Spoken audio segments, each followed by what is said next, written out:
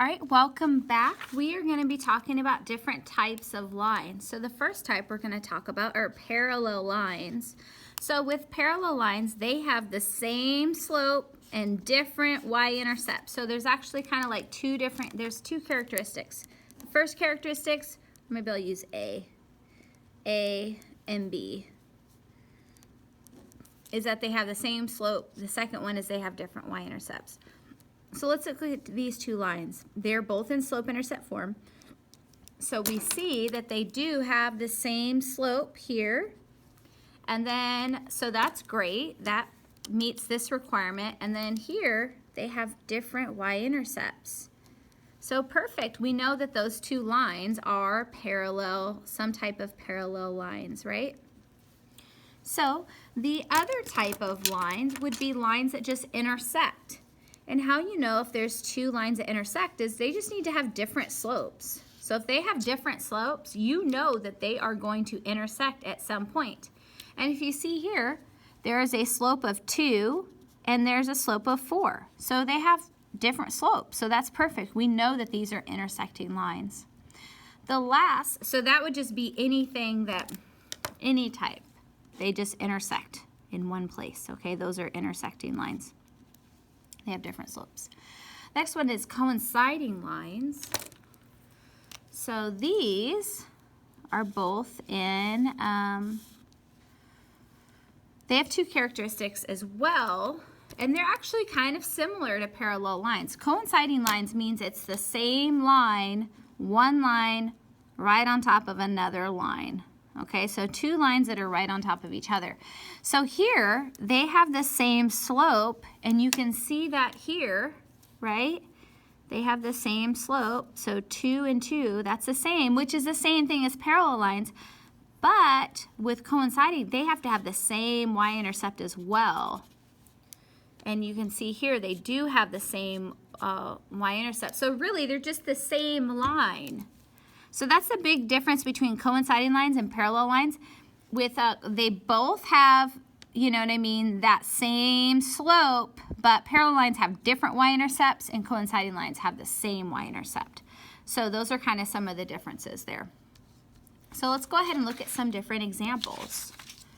So for these problems, we need to determine whether the lines are parallel, they intersect, or coincide. So we really need to be looking at those slopes and those y-intercepts, okay? So here, this is nice. This is in slope-intercept form, and this one is also in slope-intercept form. So let's look at the slope first.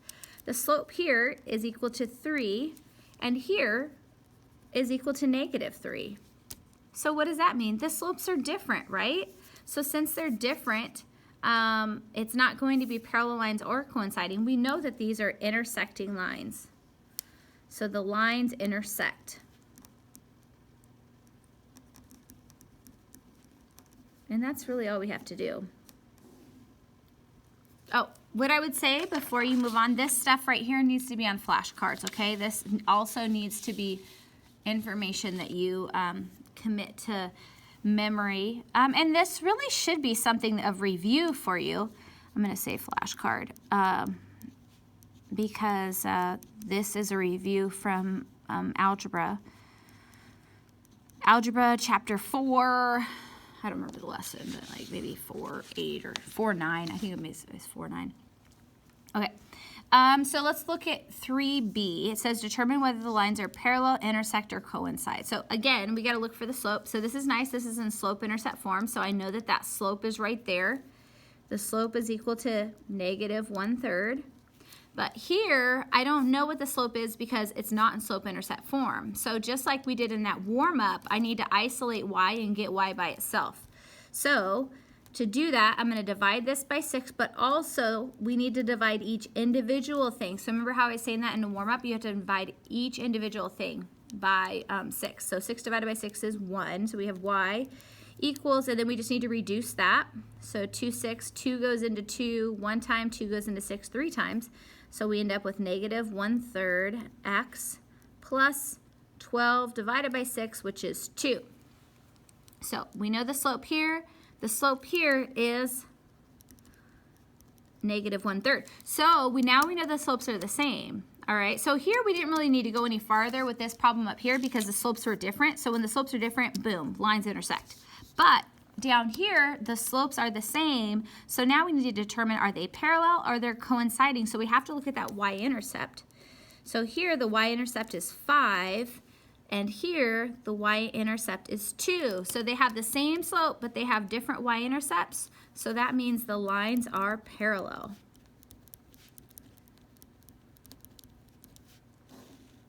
All right. Perfect, perfect. Okay, so let's go down to 3C. Okie dokie.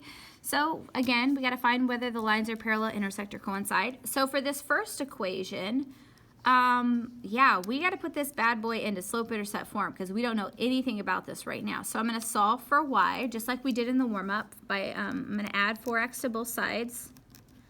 It's going to leave me with 2y equaling, and remember, I'm trying to put it in slope-intercept form, so I'm going to put that 4x first, and then the number, the y-intercept out. And then I got to get y by itself, so I'm going to divide each individual thing by 2. All right, and 4 divided by 2 is 2x plus 8. Okay, so this is my equation. I'm going to put a box around it just so it stands out a little bit better for me. Okay, so let's look at the slope first. So the slope is 2, m equals 2, and then let's go over here. Okay, so this is in point slope form, which is nice because the slope is right here. So here, the slope is, I'm going to write it off to the side, the slope is 2.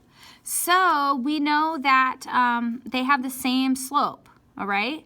So since they have the same slope, they could either be intersecting or coinciding, so I got to figure out what that y-intercept is. This is nice because it's in slope-intercept form, so the y-intercept is right here. I know the y-intercept is b. But, however, up here in point slope form, all it tells me is the slope in a point. I don't know the y-intercept. So what I have to do is I have to convert this into slope-intercept form, which basically means I have to make it everything equal to y, so then I can determine what the y-intercept is. So let's go ahead and do that. The first step is to distribute that 2 to both things here. So I'm going to rewrite that. Y minus 10 equals 2 times x is 2x. 2 times negative 1 is negative 2.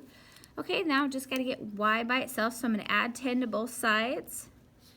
And I end up with y equals 2x, negative 2 plus 10 would be a positive 8. Okay, so now I have my slope being 2, and my y-intercept, b, is equal to 8.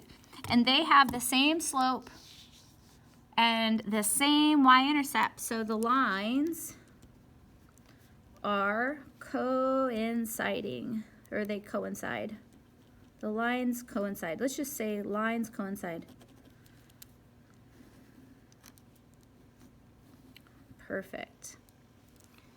Awesome, awesome. Okay, let's go ahead and look at an example for you. Okay, so this is one I want you to work out.